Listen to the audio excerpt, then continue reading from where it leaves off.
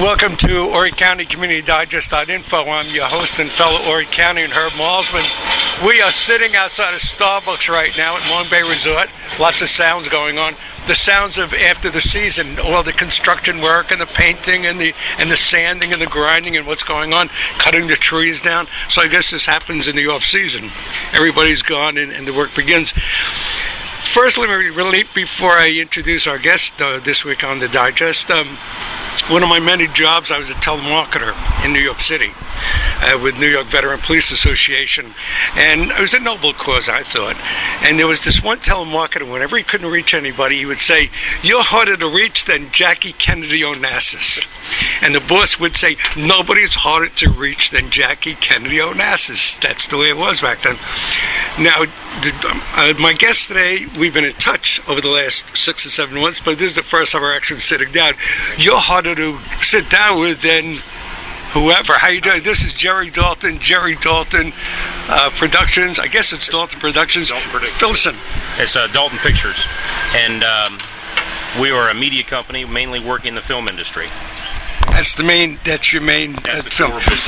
Now, the first time we met, you were at Hampton Inn here. Yes. On Business 17. You were doing auditions, some sort of a casting call. How'd that go, and did you find anybody? That was about a year and a half ago. Yes. We've got a modeling and talent agency, which is run by another lady, but it's under Dalton Pictures and Entertainment. It's called Pro Models Inc., Pro Talent Inc., and it's run by Mary Beth Howard here at the beach. And that was to what happens is we do also commercial work outside the film industry. Like last year we did the Fox Bowl, and just got done with a contract with the military where we had to use some extras. So we always found trouble finding people at the last moment for talent, and it's like, why don't we have our own? And that's how that came into being. Okay, I know you can't talk about what you did with the government. Right. Is there anything you can talk about, Eddie? Anything you could talk about? I'm intrigued by that. Yeah, we did. I was a consultant on a media project for the United States Air Force, United States Navy, and ICE. ICE was unclassified. The other two are classified. One thing I can tell you inside the other two is I got to shoot a war scene in Iraq, which was pretty cool. That was fun. Basically, it's consulting, but I also did some shooting, scripting, and editing in preparation for the delivery of the content that was delivered to those agencies. You were actually in Iraq for this, or it was a setup? It was shot in Charleston. It was shot in Charleston, right. But also looks like Iraq. Yeah, it does. What we did was we found an old driving range where there was an old sand hill, and we went out and pulled all the weeds and everything, and we kept the camera tight so that you couldn't see any of the surrounding greenery. And it was hot enough. It was in August, so it was 105 degrees that day, a heat index. So everybody was sweating. It looked real. So that's how Charleston becomes Iraq. Yes. Holy cow, that's amazing. You were in Los Angeles for a while. You did a thing with a Chinese audience, a Chinese group. Talk about that, and then we'll get into filmmaking a little bit. Give us how'd that go and what was happening there. Okay, yeah, I work in Los Angeles it seems to be more and more. I guess that's because where the industry hub is. But I was taken out there to speak to the Chinese film delegation. The Chinese film delegation is the actual government because they oversee all the media there. And they do that for a cultural review board so that they make sure that they want to maintain a standard of culture there. They took me out there because China only allows 20 films in from around the world into China every year. And they're wanting to increase that, but yet at the same time, they're concerned about their cultural issues. And I think they took me out there because they realize that I'm very sensitive to cultural issues, and I think everybody deserves their own identity. And that includes them, that includes me, that includes Germany, France, wherever it's coming from, everybody has their own culture, and it should be respected. I think that they think that a lot of our films sometimes don't reach for the highest standards as far as culture, but they realize that the United States is the best in filmmaking. Technically, no one can come close. We are the leader in the world, and our marketing abilities. They're 30, 40 years behind in marketing, and so I spoke to them.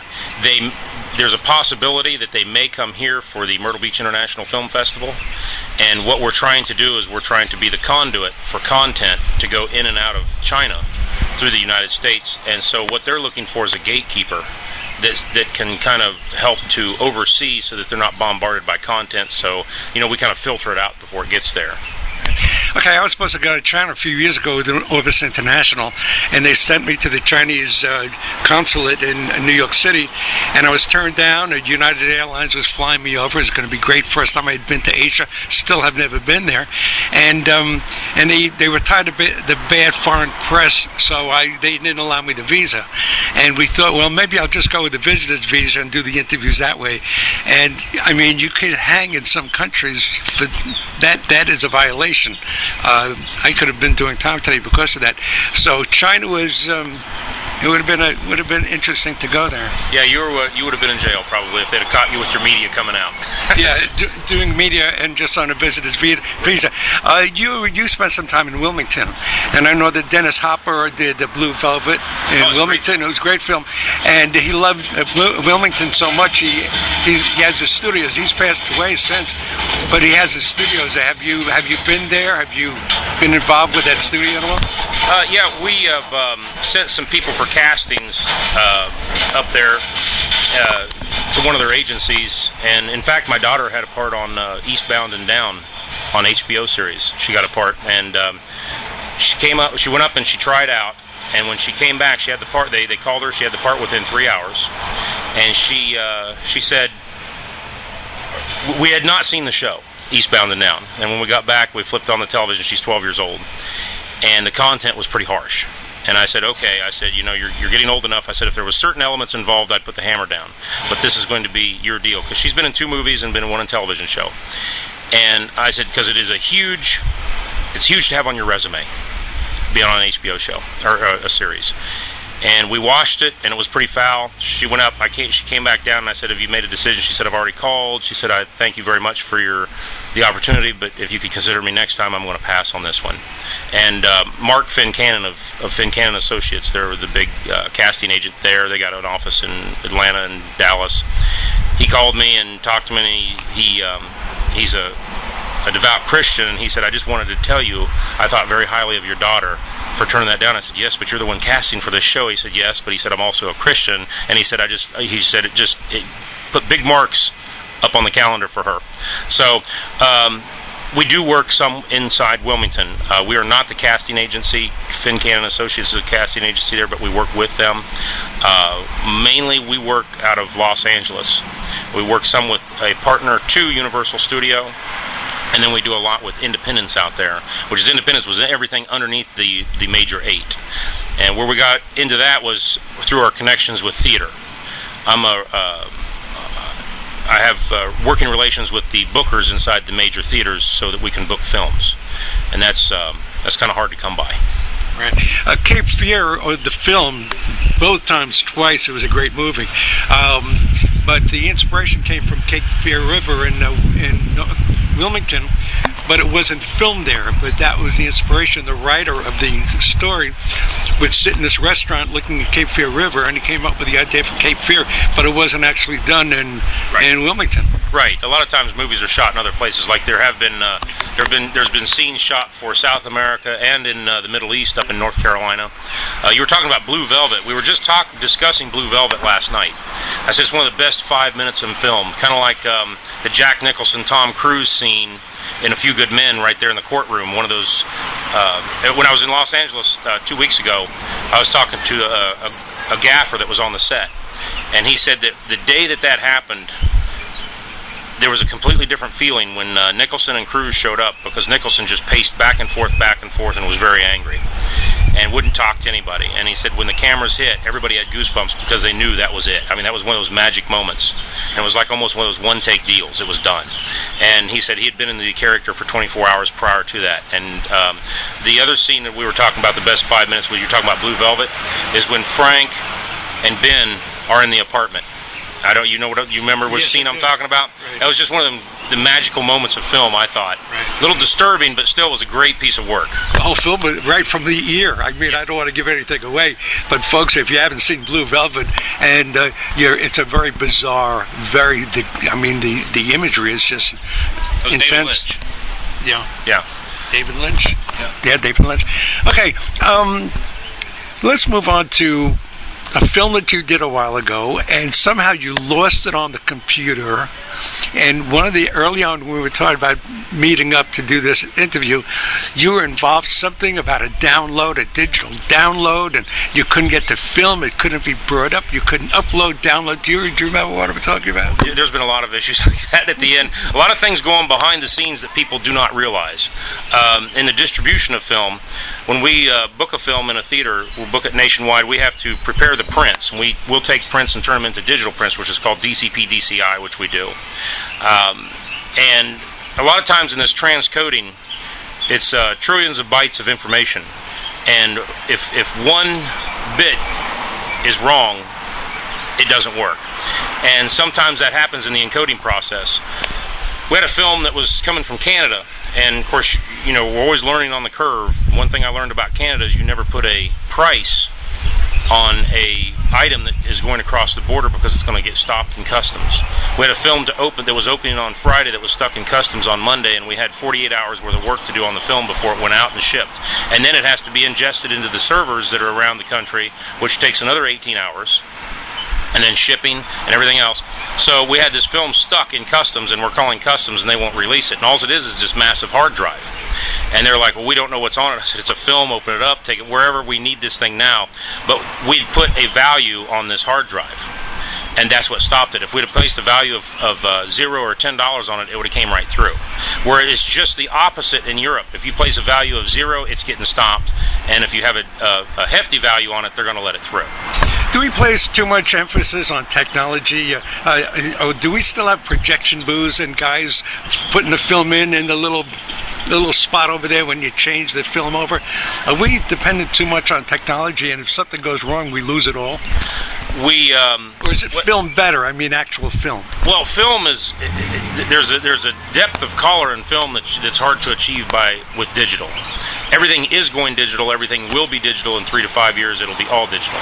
They may still produce with film, but it'll still be transferred over to digital delivery in the end, mainly because of the cost. There's another flip side to that, which I'll remind me to talk about because it's called the virtual print fee. And virtual print fee, I kind of liken it to the Hollywood Mafia.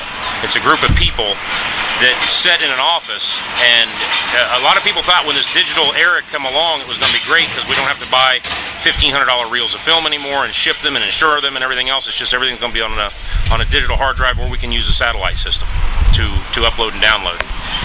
This company has representatives of all the 8 major firms, all the 8 major companies. You have to pay them a fee of $1,200, $1,500 per screen to play a digital to roll out digital across the servers to this company. Now, the company doesn't handle the film, they don't produce the film, they just get a check for every time the film plays on the screen. And they'll tell a theater company, that's fine, you don't have to deal with us, we're just not going to send you any content anymore. So if the major 8 are not sending you content anymore, your theater's pretty well done. But with the film has a richness, and that's why a lot of times they'll still shoot on film, transfer to digital. But with the new Red cameras, the Phantom cameras, Panavision has a digital camera that's awesome. It made it affordable for independents to produce film. You don't have to start out with $6 to $10 million because of your stock and everything else, and then roll reels off to roll them out. So I prefer digital. There are problems with digital, as there's problems with everything in the engineering world. But by and far, we can roll out 1,000 prints here or in our studio in Loris, to where we was never able to do that before. It had to be sent to Technicolor or Dulux. There's an IMAX theater here at Broadway at the beach, and they don't have the actual films there. What happens is they have an antenna up on the roof, and it's beamed in. Mm-hmm. That's done prior to the show because it's just so large. The files are so large, and then it's placed on a server. And then that server, and there's software that encodes the footage that's coming in. So it's wrapped in an MXF wrapper, but it's not the same MXF wrapper that's on the traditional non-linear editing systems. And that's so that the server can see it. It's still shown in 24 frames a second. IMAX, they have the 70 millimeter, which is twice the size of the 35 millimeter print roller. And Carmike Cinema is a completely all digital cinema nationwide. Regal and AMC will be there in 2 years, and so will Cinemark. The smaller theater companies are on their way too. So phase 2 of the digital delivery is out. So within 3 years, all cinemas will be digital. Okay. Was I supposed to remind you of something to speak about? We talked about it. You already Yeah, it was the VP fees. The what?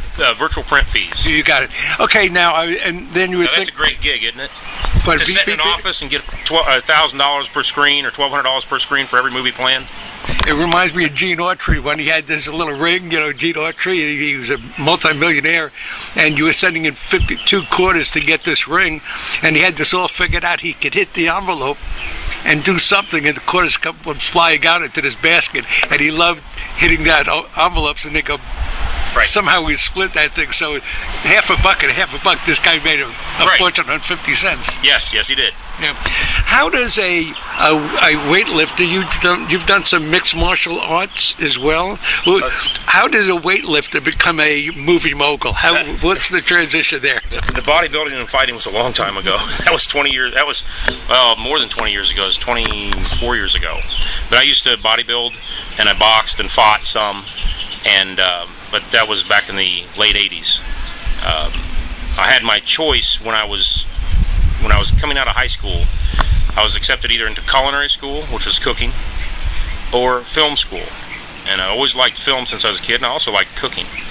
Since I had to pay for it myself, and I took a year between high school and going to college, and I worked in a steel mill to save the money, I made probably what would be considered a wiser decision, because film school at that time, 1 in 1,000, you get a job in the industry. It was basically made for people in the industry or people on trust funds or whatever. It was just kind of having fun. So I took culinary school, which is 1 in 100. That's 100%. If you're good, you're going to get a job. It may not be the job you want, but you're going to get a job. So I took culinary school, and then I went on to master in pastries. And in Myrtle Beach, we had I went and traveled a little bit, left here, went out west and lived for a while, pastry chef type gigs, came back and actually opened up a little cafe inside Gold's Gym in 1988 called Hard Body Cafe, which mixed the bodybuilding and food preparation. And it was preparing food for health conscious people, bodybuilders and all that. And then a bakery came up for sale up behind Blockbuster on 76th Avenue. And we purchased that. We had that for 4 years. We were open for 4 years. We were up for Bakery of the Year in the United States. And a corporation come along, slid a check across the table to me and said, "You ready to sell?" And I was tired because you're 5 a.m. in the morning until 10 o'clock at night every evening. Wore out. I accepted. And so we sold 30 days after that. And my wife and I, we built a house in Pine Lakes. When I say we built a house, we physically did everything. Everything with the exception of electric, heating and air, and plumbing. We did everything, her and I. It took us a year to do it. And my father was a builder, so I grew up in that industry. I knew how to do it, just didn't like to do it, but I did it. But anyway, we did that, and end result was I got back to film, which is where I wanted to begin with anyway, so roundabout trip. But I always kept dabbling in film and independent film. Even when we had the bakery and the restaurant, I kept dabbling in it. And anytime I could get my fingers in it up in Wilmington or whatever, I did. The pastry business, fingers, that kind of makes sense a little bit.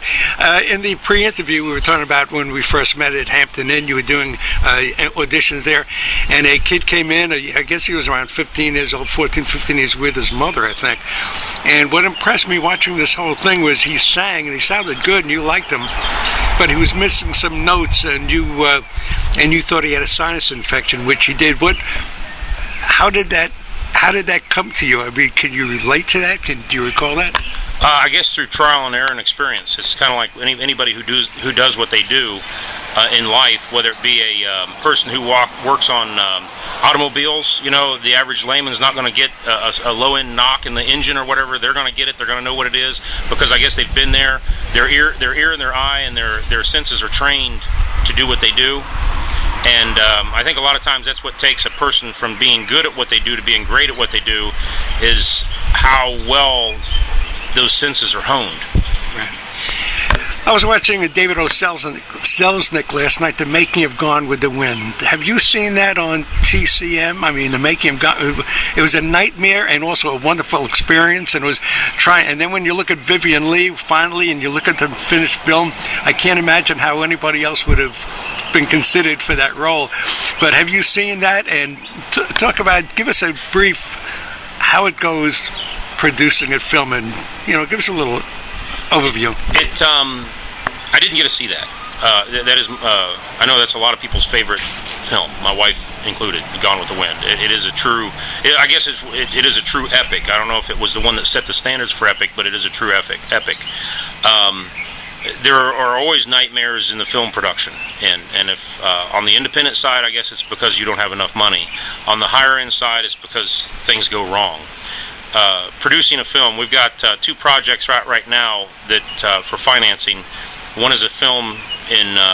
It was designed to go into Italy, but we've changed it to go to South America, and that's for distribution and marketing purposes because we have a lot more avenues there. But of course, I'd rather shoot in northern Italy because who wouldn't? Yeah, well, but and then another one in and that's a film. It's a love story. It's called Isabella. And another one that we've got out right now, which I'll meet the fellow in New York City in a couple weeks, is about northern Cyprus, and that's more of a documentary about the destruction of all the churches. There's been 550 Christian churches destroyed in northern Cyprus. That's an island below Greece. And I was over in Europe in July at the European Union Parliament in Brussels, and I gave a speech to a couple nations on media and bringing media there, then bringing media here. And this Greek Cypriot, who was an MP, which is like a representative of their area, came up to me, and he actually had tears in his eyes, and he said, "Is there anything you can do about this thing in Cyprus?" And I said, "What thing in Cyprus?" And he started describing to me, and he was very, very taken by it, and so we started looking into it, and now we have a proposal over there. Okay, on the film side, when you start a film, the first thing you should do, there's 2 different types of filmmakers. One is your art filmmaker, and that's your person who really, they don't care if anyone sees that film or not. They don't have to be in the business. They don't have to make money. They just do it because it's an art form. Kind of like someone who just paints a painting and they really don't care whether anyone sees it. But on the majority of filmmakers, they want to turn it into a business. They want to work in the industry. So you have to approach things differently. When you approach a film from the call it the trust fund filmmakers, the art filmmakers, you don't have to follow any rules. You can do whatever you want. But when you approach it from the other side where you want to get in the business, there are certain rules that apply. One of the first things you have to do when you look at shooting a film is looking at what works and what doesn't. There's only been one major model that works in the industry, and that's the Hollywood business model. And when you look at the Hollywood business model, it's completely 180 degrees from the independent business model, because they have the suits, which is your business people, and they have the marketers get a hold of this film before a director or anybody ever looks at it. And they decide whether that film is going to be marketable or not. And if it's not marketable, it doesn't go anywhere. It's in the can. The film has to be marketable before it's made. So instead of making the film that you've always wanted to make and you really don't care how marketable it is, the film has to be marketable. Now, that doesn't mean that you can't combine the both. You just may have to change up a few things. So when you start to make a film, if you're looking at it from the business side, one of the things you have to do is look, can I sell this film? Who wants to see it? And hang on just a second, please. Got the phone going. You're listening to Horry County Community Digest.info. I'm your host and fellow Horry County and Herb Malzman. Our guest is Jerry Dalton of Dalton Pictures. Dalton Pictures. Are you gonna? What's happening? A phone call coming in from California, but I'll get it back later. Long distance from California, sure is. Yes, but that's one thing. Another thing. In that respect, you've gotten. I don't know if you've gotten emails from me at 3 or 4 in the morning, because that's when we communicate with Europe. I'm gonna have to be up early, up late. It seems like it's a 19, 20-hour day job, but I don't mind it because I love it. I love the industry. But going back to the filmmakers, if you've got a film that you want to make, is it marketable? And before you go to start producing this film, make sure that you have P&A funds. That's prints and advertising funds. A lot of times we get a hold of films, $10, $20 million film, beautiful film. We had one that was shot with Faye Dunaway in Paris and in Moscow, and also some in California. And a lot of top stars in it, and they spent every single dollar in the production, and they had nothing left, and they were hoping that someone would pick it up. We do distribute and rep films, but rarely do we get behind them. That's a risky business. And so if you've placed $16, $20 million in your film, you should at least save some millions for prints and advertising, or it's not really going to go anywhere. More than likely, that's kind of like winning the lottery. People do win the lottery every day, but you don't want to risk your life on it. Gone with the Wind, some people didn't think it was marketable. It was a 1,000-page book, and the original cut was like 5.5 hours, and what do you do about it? And Margaret Mitchell, she sold it for $50,000, the film rights. $50,000, that was it, in 1936 or whatever. And they wanted her to get involved in the production. She said, I sold you the book, I sold you the film rights, I want no more to do with it. Right. She wanted no part of it. You got it. Run with it. Whatever you do is fine. Right. So $50,000 back then was good up front. I suppose she never thought it was going to be quite the success of what it was. But when you look at well, that was a film of a different magnitude. But there are headaches, and once again, it is a business. Going back, you have to have a strategic plan of delivery for your film if you're going to make one. Unless you're just, like I said, unless you're just making it as a kind of like a resume. Like people who make shorts make resumes, they send it to film festivals, hopefully it gets seen, and an investor will come up and back their feature film. Well, to this day, dollar for dollar, the value of money today, till this day with Avatar and the billions and millions, Gone with the Wind is still, pound for pound, the number one grossing film of all time. Yes, it is. Yep. And there was one. I was paying 35 cents to get into a movie house back then in the 40s and 50s. So you can't compare the two. No, and back then they didn't quite have the delivery of mass media that we have today through television and the hype. When you think about an average film, the average advertising budget on a film is right now is $42.5 million, and you think that's going to be spent in 8 weeks. Right. That'll build one of these smaller hotels here, and it's just dropped in 6 weeks and gone. Sure. So they have to kind of know what they're doing when it comes to that. They didn't have that back then. It had to be done on a lower key, and much more off the value of the film instead of the hype of the film. You know, the story, the content. Did you leave feeling something? Today, it's a lot of it's flash. When you look at the films that do very well, it's because they're marketed well. Right. The Big Lebowski is my favorite. What do you think of Big Lebowski? Am I right in thinking that's one of the great films of all time? There's a certain genre of people who love The Big Lebowski. It's become a cult niche. I think it has some great moments. Hudsucker Proxy is another. I'm just throwing these out there. Yeah. These are all what they call cult classic films because they grab a certain niche of the population, and it seems to pull them in. It's not your broad, wide range, what we call shotgun marketed films. These are more like sniper marketed films.